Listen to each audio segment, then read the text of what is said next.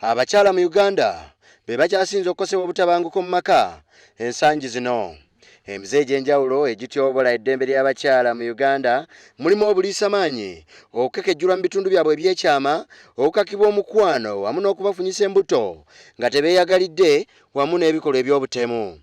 Ekitongole ky'ekikula ky'abantu kiwaliriziddwa okuvayo n'enkola ey'omutimbagano gwa intaneti mu nkola ya National Gender Based Violence Database ogugendereddwamu okuŋŋaanya obujulizi wamu n'omuwendo gw'emisango egiwabwa abantu abatuusiddwako obutabanguko mu maka, olwo gavumenti esale entotto ku ngeri y'okubyeŋŋangamu.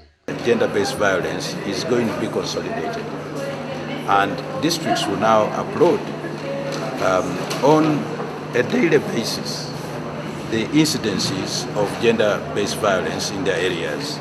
Now you can have an aggregate picture of the extent of gender-based violence, and this can be used now by policymakers to formulate appropriate policies depending on the degree of the violence. If it is going up, then you formulate an appropriate policy to see that it is reduced and to take the necessary measures which must be taken to make sure that gender-based violence is not only reduced but eliminated in our community.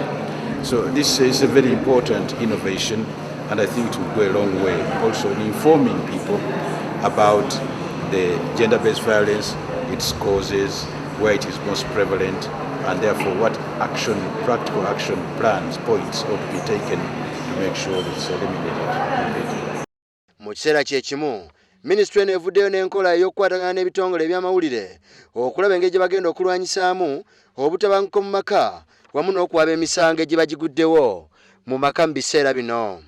Tulina amakubo mangi ge tuyiseemu nga tulwanyisa obutabanguko mu maka, naye nga gana amakubo of course mwemwe ebiteeka ge tukoze byonna bye tuzze tuteekawo. Tulina vision 2040, tulina constitution 1995, tulina the gender policy, ebyo nawe ebiri naye ne tubeera nga twetaaga etera okwongerako. It's one of the strategy etwagala okukozesa nti tusobole okulwanyisa oba okukomekereza obutabanguko mu maka nga kino that is okwengeginga abannamawulire, kubanga abannamawulire nja kugamba nti ye amu ey'okuna mu nsi esobola okubeera nti etuyamba okuleetawo change. Nga obutabanguko mu maka butuleetedde ebinyiizo bingi, kubanga abakyala bafudde nga bazaala, abaana bafudde nga bazaalibwa. Of course ojja kusanga nti omwana azadde akyali muto. HIV/AIDS ebadde so spread mu bantu olw'ensonga nti abantu balwepingibwa, babizi defilement n'ebintu ebirala bingi nnyo ebize bibeerawo because of gender-based violence oba obutabanguko mu maka. So ne twagala ebyo byonna okubikomekereza nga twagala bannamawulire baveeyo bajje tukwatire wamu, kubanga gumu ku mikono gya gavumenti okusobola okutuusa amaloboozi ewala ennyo. Minisita akwatibwako ku nsonga z'ekikula ky'abantu Lukia Nakadama ategeeza nti bannamawulire n'emikutu gy'amawulire egy'enjawulo bantu basaale nnyo mu kuyamba ku engeri y'okukakkanyamu n'okumanyisa abantu nti obutabanguko mu maka buzabuza bantu mabega ko n'abakyala okuzaala abaana nga tebanneetuuka. Ye akulira ebyuma bikalimagezi n'okukozesa omutimbagano gwa intaneti mu ministry eno ey'ekikula ky'abantu ayimbisibwa agamba nti enkola eno ya National Gender Based Violence Database nkola y'amaanyi nnyo okuyamba okulondoola obutabanguko mu maka wamu n'emisango egiwaabwa, olwo ne basobola okugisalira amagezi nga bukyali.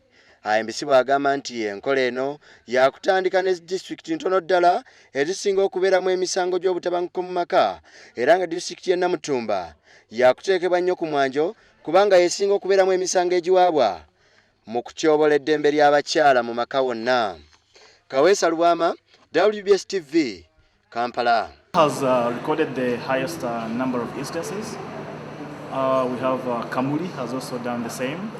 Kanungu has done the same. Gulu has done the same. We are seeing Bujiri doing the same. And if you notice, the ones that have done more work is because there is a project, a government program running in those districts. And the programs have been running for over 10 years. So that has given way for people has given way for people to go and report gender-based violence.